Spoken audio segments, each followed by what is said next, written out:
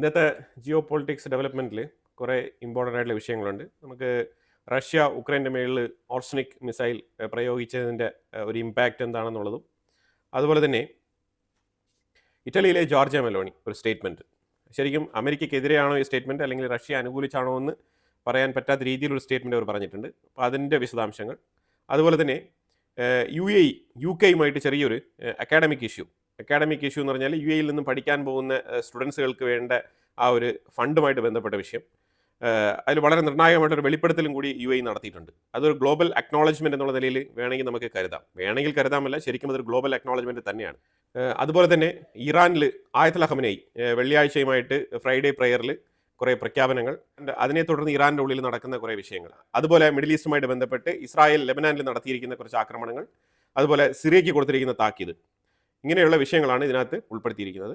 അപ്പോൾ നമുക്ക് ഓരോന്നായിട്ട് നമുക്ക് കാണാം, കുറേ ഡീറ്റെയിൽ ആയിട്ടുള്ള വിഷയങ്ങളുണ്ട്.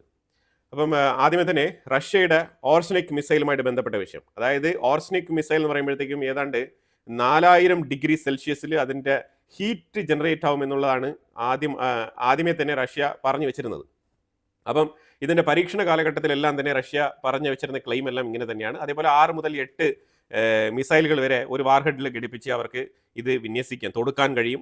അതുപോലെ തന്നെ ന്യൂക്ലിയർ പവേർഡ് ആയിട്ടുള്ള വാർഹെഡും അവർക്ക് ഘടിപ്പിക്കാൻ കഴിയുമെന്ന്. ഇമാതിരിയുള്ള പ്രത്യേകതകളൊക്കെ നിറഞ്ഞ ഒരു മിസൈലാണ് ഓർസനിക് മിസൈൽ എന്ന് പറയുന്നത്. അപ്പോൾ ഈ ഒറേഷനിക് മിസൈൽ അല്ലെങ്കിൽ ഓർഷനിക് മിസൈൽ എന്ന് പറയപ്പെടുന്ന ഈ മിസൈൽ റഷ്യ ഉപയോഗിച്ചു എന്നുള്ളത് വാസ്തവമായിട്ടുള്ള കാര്യമാണ്. പക്ഷേ അവരത്ര പവർഫുൾ ആയിട്ട് ഉപയോഗിച്ചില്ല. അതായത് ഈ 4000 ഡിഗ്രി സെൽഷ്യസ് പവർ ജനറേറ്റ് ചെയ്തോ എന്നുള്ളതിനെക്കുറിച്ചുള്ള വ്യക്തമായിട്ടുള്ള രേഖകൾ പുറത്തുവിട്ടിട്ടില്ല റഷ്യ. അവർ ഉപയോഗിച്ചു എന്നുള്ളതാണ് പറഞ്ഞിരിക്കുന്നത്. ഇനി ഇതുമായിട്ട് ബന്ധപ്പെട്ട ഇമ്പാക്റ്റ് എന്ന് പറഞ്ഞാൽ ഞാനിവിടെ ഒരു വീഡിയോ വെക്കുന്നുണ്ട്. ആ വീഡിയോ നിങ്ങൾ കണ്ടു കഴിഞ്ഞാൽ നിങ്ങൾക്ക് വളരെ വ്യക്തമായിട്ട് മനസ്സിലാക്കാൻ പറ്റും. മിസൈലുകൾ വന്ന് പതിക്കുന്നുണ്ട്, പക്ഷേ അതിൻ്റെ ഇമ്പാക്റ്റഡ് ഏരിയ ക്ലിയർ ആയിട്ട് വിസിബിൾ ആയിട്ടില്ല ഇതുവരെ. അപ്പോൾ അതുകൊണ്ട് നമുക്ക് അതിനെക്കുറിച്ചുള്ള വ്യക്തമായ വിവരണങ്ങൾ നമുക്ക് പറയാൻ കഴിയില്ല. പക്ഷേ ഇതിൻ്റെ ഇമ്പാക്റ്റ് ഉണ്ടായിട്ടെന്ന് ചോദിച്ചാൽ ഉണ്ടായിട്ടുണ്ട്. ഇതിന് മുമ്പുള്ള ഇമ്പാക്റ്റും ഇപ്പോഴത്തെ ഇമ്പാക്റ്റും തമ്മിൽ വലിയ വ്യത്യാസമുണ്ടോ എന്ന് ചോദിച്ചാൽ വലിയ ഡിഫറൻസ് ഒന്നും എനിക്ക് തോന്നുന്നില്ല. പക്ഷേ യൂറോപ്യൻ രാജ്യങ്ങൾ ഓരോന്നായിട്ട് ഇതിനെതിരെ പല രീതിയിലുള്ള കമൻറ്റുകൾ പാസ്സാക്കിയിട്ടുണ്ട്. അപ്പം അതിലൊരു കമൻറ്റാണ് ഇറ്റാലിയൻ പ്രധാനമന്ത്രി ജോർജിയ മെലോണിയുടെ കമൻറ്റ്. ജോർജിയ മെലോണിയുടെ കമൻറ്റ് ഇവിടെ ശ്രദ്ധിക്കപ്പെട്ടതിൻ്റെ കാരണം എന്താ വെച്ചാൽ ഒരു വ്യത്യസ്തമായ അഭിപ്രായം. അതായത് നമ്മൾ എന്തുകൊണ്ട് റഷ്യയുമായിട്ട് നേരിട്ട് സംസാരിച്ച് ഈ യുദ്ധത്തിൽ ഒരു തീരുമാനം ഉണ്ടാക്കിക്കൂടാ എന്നുള്ളതാണ് അവർ പറയുന്ന സ്റ്റേറ്റ്മെൻറ്റ്. ഇത് യൂറോപ്പിൽ നിന്നുള്ള ആദ്യമായിട്ടുള്ള ഒരു സ്റ്റേറ്റ്മെൻ്റ് ആണ്. റഷ്യയെടുത്ത് നേരിട്ട് സംസാരിച്ച് ഈ റഷ്യ ഉക്രൈൻ യുദ്ധത്തിൽ ഒരു പരിഹാരം കണ്ടെത്താൻ കഴിയും എന്ന് അവർ വിശ്വസിക്കുന്നുണ്ട്. അതവർ തുറന്നു പറഞ്ഞിട്ടുണ്ട്. അത് ഇതെന്താണ് സംഭവിച്ചെന്ന് പറഞ്ഞാൽ യൂറോപ്പിനെ തുടർച്ചയായിട്ട് ബീട്രേ ചെയ്യുന്ന അമേരിക്ക യൂറോപ്പിന് ഒരു വിലയും കൊടുക്കാതെ അവരെ വളരെ തരം താഴ്ന്ന രീതിയിൽ അപമാനിക്കുന്ന തരത്തിലുള്ള പെരുമാറ്റങ്ങൾ ആരുടെ പക്കൽ എന്ന് വെച്ചാൽ ട്രംപ് അഡ്മിനിസ്ട്രേഷൻ്റെ പക്കൽ നിന്നാണ്. ട്രംപിനെതിരെ അമേരിക്കയിൽ വേറൊരു തരത്തിലുള്ള തിരിച്ചടി അമേരിക്കൻ സെനറ്റിൽ നിന്നും കിട്ടിയിട്ടുണ്ട്.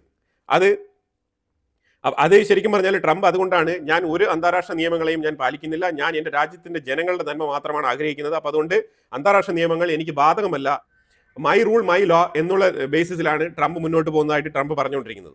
അപ്പോൾ ഇതിന് ട്രംപിന് കിട്ടിയ തിരിച്ചടി എന്ന് പറഞ്ഞാൽ സെനറ്റിൻ്റെ ഉള്ളിൽ ഈ ട്രംപിൻ്റെ പവറിനെ ഒന്ന് കൺട്രോൾ ചെയ്യാൻ വേണ്ടിയിട്ട് ഒരു റെസൊല്യൂഷൻ കൊണ്ടുവന്ന സമയത്ത് എന്ത് സംഭവിച്ചെന്ന് പറഞ്ഞാൽ വെനിസുല എന്ന് പറഞ്ഞ പരമാധികാര സ്വതന്ത്ര രാഷ്ട്രത്തിന് മേളിൽ ആക്രമണം നടത്തി അവിടുത്തെ പ്രസിഡന്റിനെ നാട് കടത്തി US കൊണ്ടുവന്നതുമായിട്ട് ബന്ധപ്പെട്ടാണ് ഇവിടെ റെസൊല്യൂഷൻ പാസ്സാക്കിയത്. അതായത് പ്രസിഡന്റ് ട്രംപ് പല കാര്യങ്ങളും ഒരു രീതിയിലുള്ള ആലോചനയോ അല്ലെങ്കിൽ അമേരിക്കൻ സെനറ്റിൻ്റെയോ കോൺഗ്രസിൻ്റെയോ അപ്രൂവൽ ഇല്ലാണ്ട് പലതരത്തിലുള്ള വിഷയങ്ങളും ചെയ്തു കൂട്ടും. അതൊന്നും തന്നെ അമേരിക്കൻ ഭരണഘടനയുമായിട്ട് ഒത്തുപോകുന്ന രീതിയിലല്ല ട്രംപ് പ്രവർത്തിക്കുന്നത് എന്നുള്ളൊരു ആരോപണമുണ്ട്. അതിനെ തുടർന്നാണ് ഈ റെസൊല്യൂഷൻ അവിടെ കൊണ്ടുവന്നത്.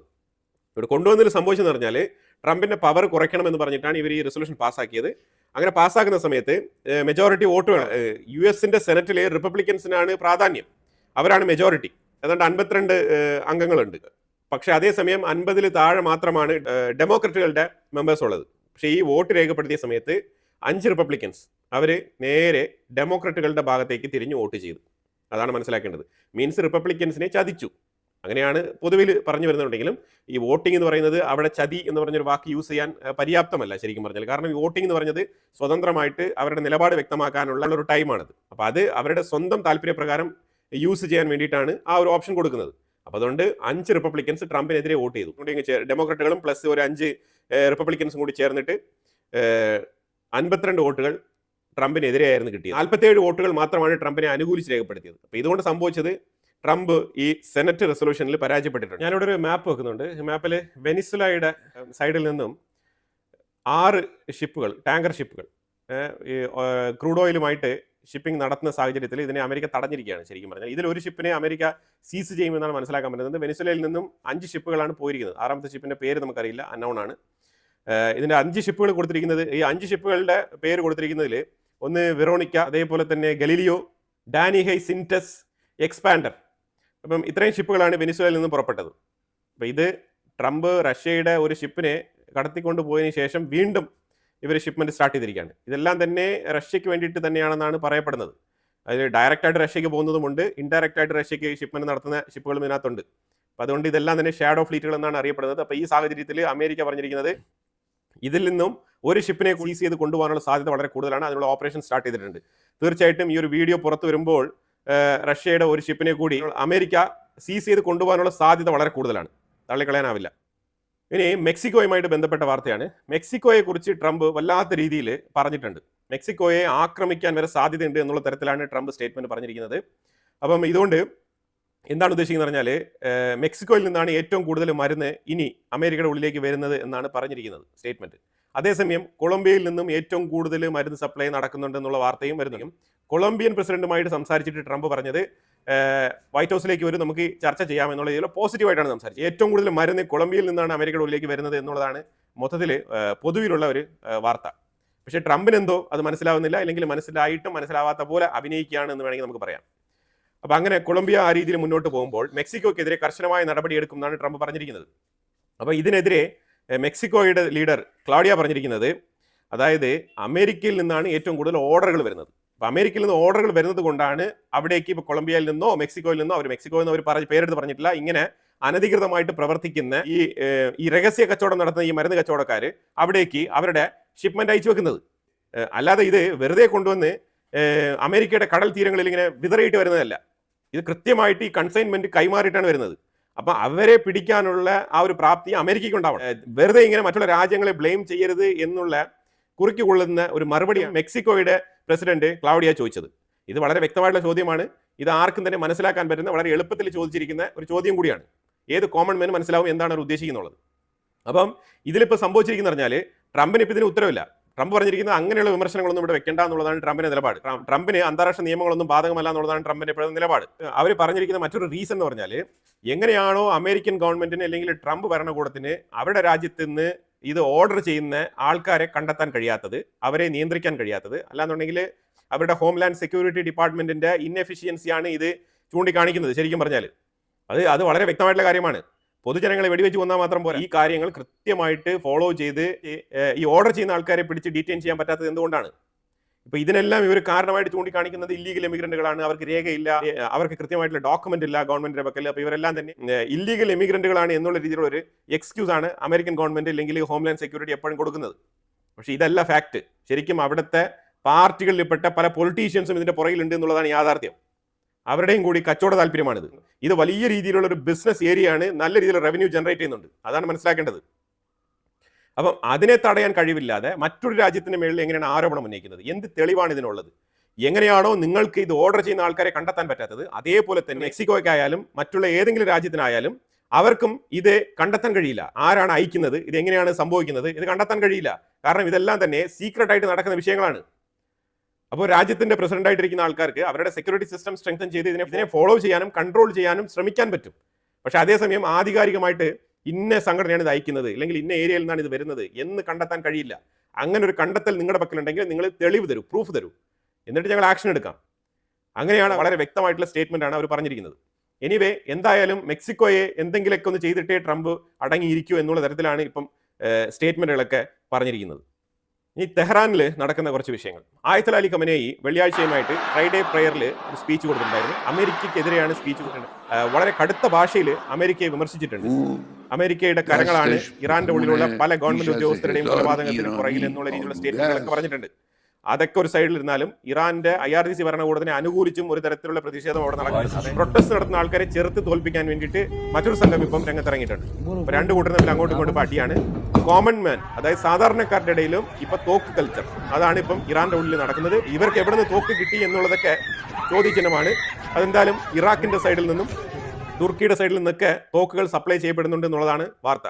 അത് ഈ ടബ്രീസ് മേഖലയിൽ നിന്നും ഈ മേഖലയിൽ നിന്നൊക്കെ ഞാൻ ഇതിന് മുമ്പിട്ടിരുന്ന വീഡിയോയിൽ വളരെ വ്യക്തമായിട്ട് അതിനെക്കുറിച്ച് പറഞ്ഞിട്ടുണ്ട്. ഇതിനെക്കുറിച്ച് ഇന്ന മേഖലകളിൽ നിന്നാണ് കൃത്യമായിട്ട് ഇറാന്റെ ഉള്ളിലേക്ക് ഈ തോക്കൊക്കെ കടന്നു വരുന്നത്. അപ്പോൾ അതുകൊണ്ട് രണ്ട് കൂട്ടരും തമ്മിൽ ഇപ്പം അങ്ങോട്ടും ഇങ്ങോട്ടും അടിയാണ്. ഏതാണ്ട് 200-ലധികം ആൾക്കാർ കൊല്ലപ്പെട്ടിട്ടുണ്ട് ഇറാനിൽ ഇന്നലെ മാത്രം, 200-ലധികം.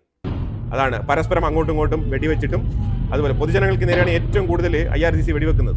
ഇനിയിപ്പോൾ ഈ പ്രൊട്ടസ്റ്റേഴ്സിന്റെ കയ്യിലുണ്ടല്ലോ, ആ തോക്ക് ഉപയോഗിച്ച് കൊല്ലപ്പെടുന്ന ആൾക്കാരും ഈ കോമൺ മാൻ എന്ന് പറഞ്ഞ കാറ്റഗറിയിൽ തന്നെ വരും. അപ്പോൾ രണ്ട് കൂട്ടരും ചേർന്നിട്ടാണ് ഇപ്പോൾ കുറേ അധികം നിരപരാധികളായിട്ടുള്ള ആൾക്കാരെ വെടിവെച്ച് കൊല്ലുന്നത്. ഇതിപ്പോൾ ഇറാന്റെ ഉള്ളിൽ നടന്നുകൊണ്ടിരിക്കുന്ന സംഗതികളാണ്. ഏതാണ്ട് ബാങ്കുകൾ മാത്രം 26 ബാങ്കുകൾ ആക്രമിക്കപ്പെട്ടിട്ടുണ്ട്. 26 ബാങ്കുകൾ. കാരണം ഈ കറൻസി മൂല്യവുമായിട്ട് ബന്ധപ്പെട്ടാണല്ലോ ഈ വിഷയം ആദ്യം സ്റ്റാർട്ട് ചെയ്യുന്നത്. 26 ബാങ്കുകൾ ഇറാന്റെ ഉള്ളിൽ ടാർഗറ്റ് ചെയ്യപ്പെട്ടു. അതായത് ആ ബാങ്കുകളെല്ലാം തന്നെ അടിച്ച് തല്ലി പൊട്ടിച്ച് കളഞ്ഞിട്ടുണ്ട്. 25 മോസ്കുകൾ ഇതേപോലെ നശിപ്പിക്കപ്പെട്ടിട്ടുണ്ട്. 25 മോസ്ക്. 48 ഫയർ ട്രക്കുകൾ കത്തിച്ച് കളഞ്ഞിട്ടുണ്ട്. 48 ഫയർ ട്രക്കുകൾ. അതായത് ഇവരെ ഈ പ്രതിഷേധക്കാർ ഇവരെവിടെയെങ്കിലും ഷോപ്പിന്റെ മുന്നിലോ ഏതെങ്കിലും കാറോ ബസ്സോ വണ്ടിയോ ഒക്കെ കത്തിക്കുമ്പോൾ അത് കെടുത്താൻ വേണ്ടിയിട്ട് വരുന്ന ഫയർ സർവീസിന്റെ വാഹനങ്ങളാണ് ഇവര് ഇതേപോലെ നശിപ്പിക്കുന്നത്. അങ്ങനെ 46 ഫയർ സർവീസിന്റെ വാഹനങ്ങൾ നശിപ്പിക്കപ്പെട്ടിട്ടുണ്ട്.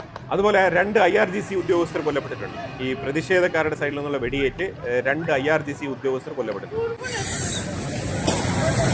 میدان تهرانی مقدم اغتشاشگرها تعداد زیادی از ماشین‌های شخصی مردم رو سوزوندن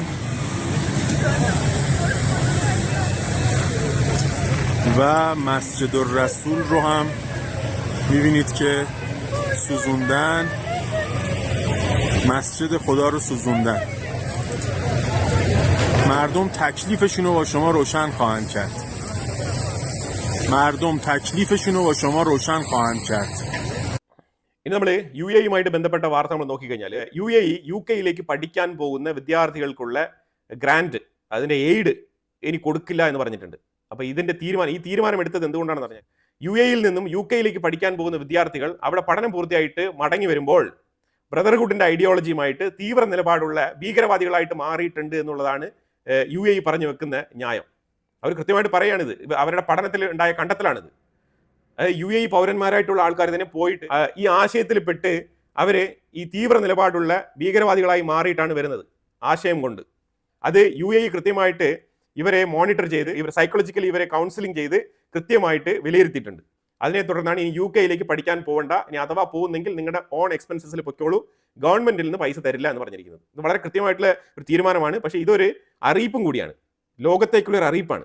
ഇപ്പൊ UK-യിലേക്ക് പഠിക്കാൻ പോയി കഴിഞ്ഞാൽ എന്താവും, അതായത് ഇസ്ലാമിക ആശയങ്ങൾ മനസ്സിൽ കൊണ്ട് സാധാരണ ഒരു ഇസ്ലാം വിശ്വാസിയായിട്ടുള്ള ഒരാൾ UK-യിലേക്ക് പഠിക്കാൻ പോയി കഴിഞ്ഞാൽ അവിടെ പോയി റാഡിക്കൽ ആവാനുള്ള സാധ്യത വളരെ കൂടുതലാണ്. അതാണ് UAE സൂചിപ്പിക്കുന്നത്. UAE-ക്കെതിരെയുള്ള നിലപാടുമായിട്ട് സൗദി മുന്നോട്ട് നീങ്ങുകയാണ്. അപ്പോൾ ഇതിൽ മനസ്സിലാക്കാൻ പറ്റുന്നത്, ഞാനിവിടെ ഒരു മാപ്പ് വെക്കുന്നുണ്ട്. ഈ മാപ്പ് നിങ്ങൾ കണ്ടോളൂ. ഈ മാപ്പ് നിങ്ങൾക്ക് കാണുമ്പോഴത്തേക്കും ഇവിടെ ഇങ്ങനെ സർക്കിളായിട്ട് വരച്ചിട്ടുണ്ട്. അതായത് UAE-യിൽ നിന്ന് സ്റ്റാർട്ട് ചെയ്ത് സൊമാലിലാൻഡിന്റെ തൊട്ടടുത്തുള്ള പുറ്റ്ലാൻഡ് എന്ന് പറഞ്ഞൊരു സ്ഥലമുണ്ട്. ഈ പുറ്റ്ലാൻഡ് എന്ന് പറയുന്നത് അത് ആർക്കും തന്നെ അവകാശമില്ലാതെ കിടക്കുന്ന ഒരു സ്ഥലമാണ്. അത് സൊമാലിലാൻഡാണ് ഇപ്പോൾ അത് കൺട്രോൾ ചെയ്യുന്നത്. അപ്പം ആ ഏരിയയിൽ ഈ പുറ്റ്ലാൻഡ് എന്ന് പറഞ്ഞ സ്ഥലം സൗദി അറേബ്യ കൈയടക്കാൻ തീരുമാനിച്ചിട്ടുണ്ട്. എന്താണ് കാരണം എന്ന് പറഞ്ഞാൽ ഈ മിഡിൽ ഈസ്റ്റ് മേഖലയിൽ നിന്നുള്ള ആയുധക്കടത്ത് ഇതുവഴിയാണ് നടക്കുന്നത്. ഇതുവഴിയാണ് ആഫ്രിക്കയിലേക്കുള്ള ആയുധക്കടത്ത് നടക്കുന്നത്. പ്രത്യേകിച്ച് ഇപ്പോൾ UAE ആണല്ലോ ആഫ്രിക്കൻ ഏരിയയിൽ ഏറ്റവും കൂടുതൽ ഡോമിനേറ്റ് ചെയ്ത്. സുഡാൻ ആയിക്കോട്ടെ, അതേപോലെ തന്നെ അൾജീരിയ ആയിക്കോട്ടെ, ലൈബീരിയ ആയിക്കോട്ടെ, ഇവിടെ എല്ലാം തന്നെ ഈ UAE മെർസനറി ഗ്രൂപ്പ്സിന്റെ ഡോമിനൻസ് ഉണ്ട്. അപ്പോൾ അവർക്ക് ആയുധം കൊണ്ടുപോകുന്ന ഒരു വഴിയാണിത് ശരിക്കും. അപ്പോൾ ആയുധം കൊണ്ടുപോകുന്ന വഴിയിൽ കൃത്യമായിട്ട് ഈ പുറ്റ്ലാൻഡ് എന്ന് പറയുന്ന സ്ഥലം വളരെ കീ ഏരിയയാണ് സ്പെസിഫിക് ആയിട്ട്. അപ്പോൾ ആ ഏരിയയിൽ സൗദി അറേബ്യ അവർക്കൊരു ഡോമിനൻസ് വേണമെന്ന് ആഗ്രഹിക്കുന്നുണ്ട്. അപ്പോൾ അതുകൊണ്ട് ആ ഏരിയ കൈപ്പറ്റാൻ തീരുമാനിച്ചിട്ടുണ്ട് സൗദി അറേബ്യ.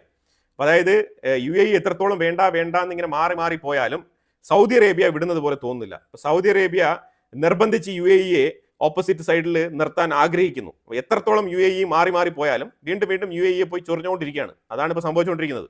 അപ്പോൾ ഈ പുറ്റ്ലാൻഡിൽ പോയിട്ട് സൗദി അറേബ്യ ഹാൾട്ട് ചെയ്ത് കഴിഞ്ഞാൽ അതിലേക്കൂടി ആഫ്രിക്കയിലോട്ട് ഒഴുകുന്ന ആയുധക്കടത്ത് തടയാമെന്നാണ് സൗദി അറേബ്യ ആഗ്രഹിക്കുന്നത്.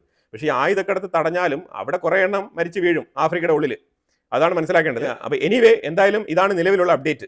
ഈ മാപ്പ് നിങ്ങൾ കണ്ടു കഴിഞ്ഞാൽ നിങ്ങൾക്ക് മനസ്സിലാക്കാൻ പറ്റും. അപ്പോൾ ഇവിടെ സൗദി അറേബ്യ കുറച്ചുകൂടെ എഫക്റ്റീവായിട്ട് UAE-യുടെ ഡോമിനൻസ് ആഫ്രിക്കൻ റീജിയനിൽ കുറയ്ക്കാൻ വേണ്ടിയിട്ടുള്ള കഠിന പ്രയത്നത്തിലാണ് ഇപ്പം ഇറങ്ങിയിരിക്കുന്നത്. ഇന്നലെ ഇസ്രായേൽ ആണെങ്കിൽ ലെബനാന്റെ ഉള്ളിൽ 12 സ്പോട്ടുകളാണ് അറ്റാക്ക് ചെയ്തത്. 12 സ്പോട്ടുകൾ. ഇതെല്ലാം തന്നെ ഹിസ്ബുള്ളയുടെ താവളങ്ങളാണ്. അവിടെ ഹിസ്ബുള്ളയുടെ ആയുധ ശേഖരങ്ങളുണ്ട്. ബെയ്റൂട്ടുമായിട്ട് ബന്ധപ്പെട്ട് ഹിസ്ബുള്ള നല്ല രീതിയിൽ പ്രവർത്തിക്കുന്നുണ്ട് എന്നുള്ളൊരു വിഷയം അറിഞ്ഞതിനെ തുടർന്നാണ് ഇസ്രായേൽ ലെബനാന്റെ ഉള്ളിൽ 12 സ്ഥലങ്ങൾ സ്പോട്ട് ചെയ്ത് അറ്റാക്ക് നടത്തിയത്. ഇനി ഇസ്രായേൽ പറഞ്ഞിരിക്കുന്നത് സിറിയക്കുള്ളിൽ ഞങ്ങൾ ഇറങ്ങേണ്ട സമയമായി. അതായത് ഈ മൈനോറിറ്റികൾക്കെതിരെ നടത്തുന്ന ക്രൂരത അത് ഒരിക്കലും ഞങ്ങൾ വെച്ച് പൊറുപ്പിക്കില്ല. അപ്പോൾ അതുകൊണ്ട് അലപ്പോ റീജിയനിൽ ശരിക്കും തുർക്കിയുടെ സൈന്യവും അതുപോലെ തന്നെ ഈ HTS, അൽഷഹറയുടെ HTS, ഐസിസ് എന്ന് തന്നെ പറയാം, ഇവരും കൂടി ചേർന്നിട്ട് ഒത്തുകളിച്ച് അലപ്പോയിൽ 2-3 ഏരിയ ഇവർ ക്യാപ്ചർ ചെയ്തിട്ടുണ്ട്. അത് മൈനോറിറ്റികളുടെ ഏരിയ ആണ്. അപ്പോൾ അതുകൊണ്ട് മൈനോറിറ്റികൾക്ക് മേൽ നടക്കുന്ന ക്രൂരതകളെ ഞങ്ങൾ കണ്ടിരിക്കില്ല. തീർച്ചയായിട്ടും ഇസ്രായേൽ ഇടപെടുമെന്നാണ് പറഞ്ഞിരിക്കുന്നത്. ഒരു പക്ഷേ ഈ വാർത്ത വരുമ്പോൾ, അല്ലാന്നുണ്ടെങ്കിൽ ഈ വാർത്ത പബ്ലിഷ് ചെയ്ത ആ രാത്രി നിങ്ങൾക്ക് തീർച്ചയായിട്ടും ഇതിനെക്കുറിച്ചുള്ള അപ്ഡേറ്റ്സ് കിട്ടുന്നതായിരിക്കും. കാരണം ഇസ്രായേൽ അതിന് വേണ്ടിയിട്ടുള്ള തയ്യാറെടുപ്പിലാണ്. അപ്പോൾ അങ്ങനെ കുറെ സമഗ്രമായിട്ടുള്ള ജിയോ പൊളിറ്റിക്കൽ അപ്ഡേറ്റ് ആണ് നമ്മൾ ഈ വീഡിയോയിൽ പങ്കുവച്ചത്. ഇതിനെക്കുറിച്ചുള്ള അഭിപ്രായങ്ങൾ കമന്റ് ബോക്സിൽ രേഖപ്പെടുത്തുക. കൂടുതൽ വാർത്തകളുമായിട്ട് അടുത്ത വീഡിയോയിൽ വരാം. Thank you so much.